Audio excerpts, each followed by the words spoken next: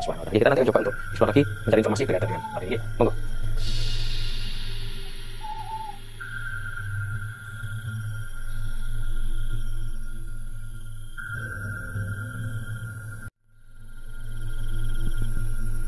Pemirsa sisi lain dunia, kita sudah berada di depan masjidnya yang tadi kita janjian dengan pengelolanya, dengan sepuhnya. Nanti akan kita coba informasi berkaitan dengan tempat ini di Sentono Dowo. Oke, yuk, monggo. Assalamualaikum. Waalaikumsalam warahmatullahi wabarakatuh.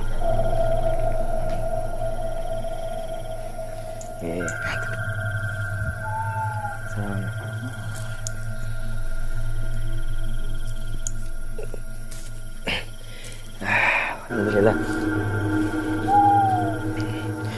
Ngapunten, kula Riza Zakaria saking tim sisi lain dunia Madu TV.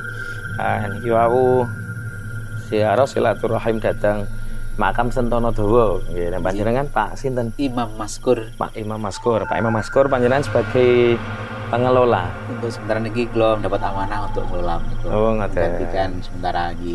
Oh, dan menggantikan. Kalian berarti sebelumnya Sebelum sampai situ, nggih. terus gerah iki kula ingkang. Oh, ngoten panjenengan yang mengelola tempat niki nggih. Nek berkaitan dengan ceritanya sebetulnya niki nopo to, Pak? Nek cara panjenengan. Nggih. Banyak informasi tentang makam ini yang mungkin apa namanya beda ya orang melihat menilai, beda versi, beda persepsi seperti itu. Nah, info sing kula tampi sementara niki, kula terus mengharapkan info dari masyarakat dari tokoh manapun sehingga bisa melengkapi data keberadaan makam yang ada di sini. Jadi nuwun sewu untuk napa menika makam go niki. Niki disebut diarani makam Sentono Dowo Syekh Subakir, dianggap kerabat Syekh Subakir, kerabat seperjuangan Syekh Subakir. Ketahui Syekh Subakir kondur datang Timur Tengah, sing tiga niki netep mriki melanjutkan perjuangannya Syekh Subakir. Nah, tiga makam iki namane enten Syekh Darudin, Syekh Badrul Zaman, karo Syekh Badrul Alim. Sunggal malih nang lereng Gunung Gedang namanya Syekh Marjuki.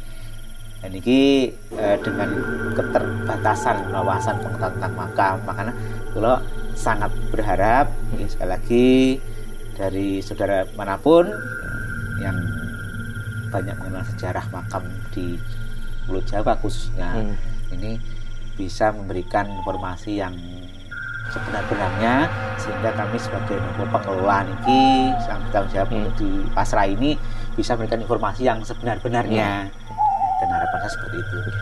Terus mulai kapan nih Pak ditemukan makam niki? Kalau makam ini ditemukan sudah dari neneknya nenek saya sudah ada, sudah ditemukan, tapi masih kecil ya belum dibangun. Dulu ini tempat untuk nyadran, jadi tiap ada orang hajatan, mantu, ingin keinginannya tercapai, jadi aku nyadran seperti itu ke sini. Ini kan seperti itu dulu. Terus akhirnya masyarakat Islam masuk istilahnya, masyarakat yang masuk ngelola ganti generasi, ditata sehingga untuk acara-acara nyadran sudah ditiadakan. Ya acara-acara ya itu kegiatan ngaji ibadah sifatnya ini yang dilakukan sekarang yang dikelola oleh panitia sehingga dibangun masjid untuk kegiatan seperti khotbah Quran, kegiatan tibaan, yasin, tahlil dan banyak lagi yang lain-lainnya.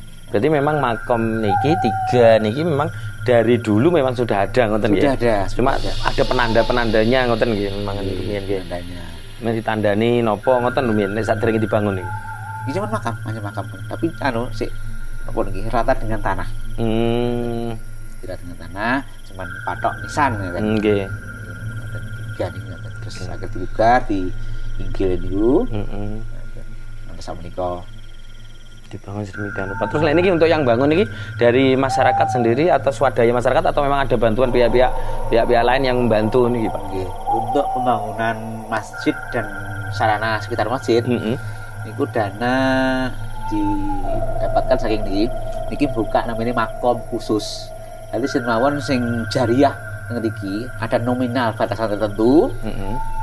Nanti setelah lunas mendapatkan sertifikat hak pemakaman, bila nanti meninggal dimakamkan di sini. Jadi dari jariah untuk bangun masjid ini ya dari ini yang dimakamkan ini. Oh, ini saya nih pemirsa sisi lain dunia. Ini ada pelajaran berharga yang bisa kita ambil dari malam hari ini, persilangan kita malam hari ini, bahwa ada metode baru untuk pembangunan masjid yang luar biasa caranya.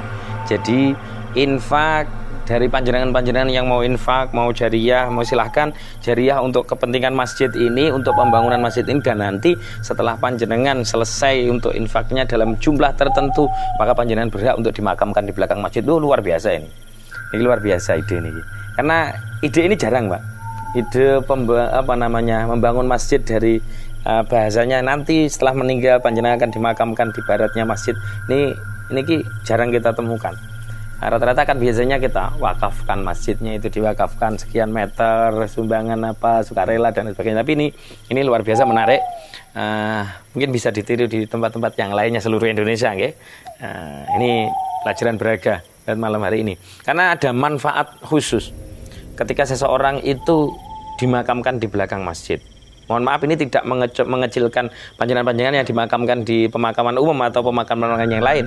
Tentu pemakaman di belakang masjid mempunyai nilai tersendiri. Kenapa? Karena ketika setiap minimal 5 waktu panjenengan akan mendapat kiriman-kiriman doa, mendengarkan suara-suara azan. Ketika ada kegiatan-kegiatan keagamaan, tentu nama-nama panjenengan yang dimakamkan di baratnya masjid akan tercatat di situ dan akan mendapat kiriman doa-doa dari para orang-orang yang berziarah. Luar biasa ini. Nah, ilmu baru buat kita semuanya. Oke. Nah, terus jadi untuk pembangunan makam juga demikian. Iya. Jadi dari orang-orang yang pengen jariah kemudian nanti dimakamkan di situ, ngoten nggih. Jadi kami sebagai pengelola jangan sampai beliau ini datang ini salah niat ya. Bukan untuk beli kapling ya, bukan. Tapi diniatkan semata-mata jariah untuk bangun masjid dan lain-lainnya di sini, tapi hadiah. Jadi jariah berhadiah gitu. Jariah berhadiah ini yang menarik dari donatur. Jadi hadiahnya itu tidak hanya di dunia tapi juga di akhirat nih, ya. Seperti itu karena kadang orang-orang itu kalau orang-orang itu hanya ditawari akhirat toh, itu kurang tertarik. Jadi harus ada hadiah di dunia kayak itu ya. Ini menarik loh pemirsa. Coba orang-orang itu ketika ngeten 1 kali 2 meter. Lah, betul.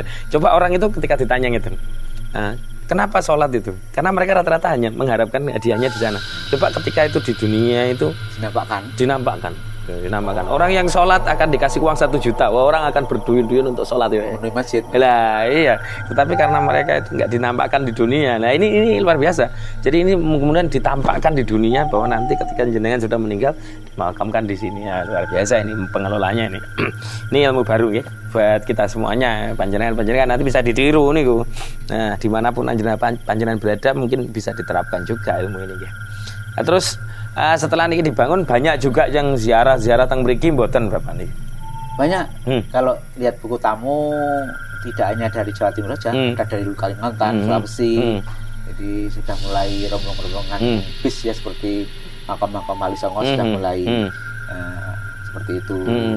Jadi sudah banyak yang mulai berziarah ke makam-makam beliau ini. Sudah mulai banyak. Makanya kami sebagai pengelola menyiapkan lahan parkir ini sudah mulai proses yang bis besar bisa masuk rencana ke depannya. Jadi tamu berziarah bisa lebih tenang karena tidak perlu parkir di pinggir jalan. Harapan depan seperti itu. Jadi ke depan nanti bisa lebih ramai lagi. Harapannya seperti itu. Dari pemerintah juga ada bantuan-bantuan betul? Pernah wonten. Saking pemerintah kabupaten, nah 2 kali dapat bantuan. Luar biasa. Ada harapan lagi mboten jenengan? Mungkin kepada orang-orang yang berziarah atau kepada pemerintah itu. Harapan panjenengan apa sebagai pengelola? Yang jelas kalau sini masuk lingkup situs ya Candi Penataran dalam dengan sebagai satu lingkup. Kemungkinan juga Porbudpar Dinas Pariwisata juga akan Insya Allah mudah-mudahan bisa menggandeng sini, ikut bantu ikut mengembangkan, membesarkan lembaga ini bisa lebih bisa dinikmati gitu loh. Memberikan kenyamanan lah dalam artian kalau hanya mengandalkan dari sumber-sumber yang ada saja saya kira tanpa dukungan pemerintah kurang bisa sesuai harapan seperti itu. Ya, harapannya ngeten. Terus kadang-kadang ada enggak Pak orang-orang yang datang ke sini dengan hajat-hajat khusus ngeten. Ke makam-makam ini ada hajat khusus ngeten. Ada. Jadi tiap yang datang ini kan majemuk ya, macam-macam tujuannya. Ada yang nggak diusahakan ke kita yang tentunya kami, tapi ada mungkin di sini gendurinan ya seperti itu, gendurinan karena tercapai apa yang diinginkan ya seperti itu. Ada yang mungkin ya macam-macam lah kalau orang datang, tapi harapan dari panitia pengelola atau pengelola ya, orang itu kan berdoa ya. Kalau kita berdoakan banyak pada kita gitu. Betul. Nah, janganlah kita meminta ke makam ini minta apa kasihan kasihan yang dimintai, itulah ke Allah hanya sarana anten sajalah, wasilah saja. Oke. Jadi ini pesannya pemirsa Silain Dunia. Ada pesan yang berharga yang bisa kita ambil malam hari ini. Beliau juga berpesan sebagai pengelola bahwa ketika panjenengan itu datang ke sini, ingat tujuan panjenengan tetap mintanya kepada Allah Subhanahu wa taala. Jangan meminta kepada makam, karena makam itu tidak bisa mendatangkan manfaat atau madharat kecuali atas izin dari Allah Subhanahu wa taala. Maka mintanya kepada Allah Subhanahu wa taala. Niat datang ke makam, niatnya adalah tabarruk, mengalap barokah kepada orang soleh yang dimakamkan di situ. Karena saya teringat satu dawuh mengatakan atharus solihina barokah, bekasnya orang soleh saja barokah. Maka tidak salah apabila kalau mungkin di pesantren-pesantren kita pernah lihat santri itu berebut kopinya kiai, berebut bekasnya. Itu karena atharus solihina barokah, bekasnya orang soleh itu barokah. Bahkan kadang-kadang ada yang santri itu yang kurang ajar dia, bekas istrinya kiainya juga nih. Ini atharus solihina barokah. Itu ya. Lah jenengan asli mriki? Oh, celak mriki. Jadi asli warga sini atau mungkin pendatang? Pendatang. Tapi dengan keberadaan makam ini harapan panjenengan sebagai warga nopo nih? Ya sama seperti pengelola. Kehidupannya lebih ramai, juga bermanfaat, spiritual. Nggih, terus mungkin ada enggak? Panjenengan sering kalau yang sering ke sini kan yang juga warga sini kan mungkin juga sering ke sini nggih. Ada hawa-hawa aura-aura yang dirasakan ketika panjenengan di sini itu? Ya awal-awal pembangunan Mas. Awal pembangunan itu ada hal-hal yang rada aneh. Jadi sebelum ini dibugar jadi semacam ini, itu dulu itu kan masih perbukitan, kawan masih angker. Jadi kalau nggak sering kesini itu pasti dilihatin itu kadang-kadang ular, kadang-kadang macan, kadang-kadang seperti ayam tapi itu duri semacam itu. Masih angker. Jadi setelah lambat laut dibuka-buka malah seperti tambah tapi hawa-hawa magisnya masih terasa. Nggak seperti dulu. Dulu pasti seperti perbukitan. Jadi hawanya lebih asri daripada ini. Ada pohon apa itu? Petai. Ya, luar biasa itu orang. Pasti itu seperti orang baru-baru pasti dilihatin itu. Kalau nggak ular, kadang macan dan teman-teman seperti itu. Tadi saya ketika datang ke sini juga gitu tadi kita sudah disambut dengan ular. Saya lihat tadi di depan itu memang mungkin yang jaganya sini. Mungkin teman-teman juga ngerasakan tadi teman-teman ya. Memang penjaganya di sinilah. Ya enggak masalah. Yang penting niat kita baik datang ke sini, tidak ada niatan jelek, insya Allah tidak akan mengganggu kok. Karena dimanapun tempatnya, bahkan di lubang semut pun itu ada jin yang menempatinya. Maka Islam itu mengajarkan, sebetulnya Islam itu sudah mendidik kita semuanya loh ya. Dimanapun kita berada, mohon maaf nih, kita tidak ada larangan, kita dilarang kencing di lubang. Kita juga dilarang kencing di air yang tidak berjalan atau air tergenang. Itu sebetulnya Karena di lubang, di air yang tergenang, yang tidak mengalir, disitulah sebetulnya ada jin-jin yang menempatinya. Sehingga kalau kita terus terlanjur pipis, kencing di tempat air yang tergenang, ternyata ada jinnya, ya tiba-tiba anu kita abu gitu. Kan bisa pipis. Nggak bisa pipis. Nah, ini makanya Islam sudah mengajarkan kita. Dimanapun tempatnya pasti sering ada jin. Cuma tergantung jin itu kadang mengganggu atau tidak. Gitu. Ada lagi mungkin disampaikan panjenengan harapan atau mungkin berkaitan dengan tempat ini dari dulu aura-aura mistisnya atau apa begitu. Iya Mas, itu Mas yang harapan kami. Kan makam sini itu dulunya sudah dijauhkan pengelola itu dulunya kan seperti punden.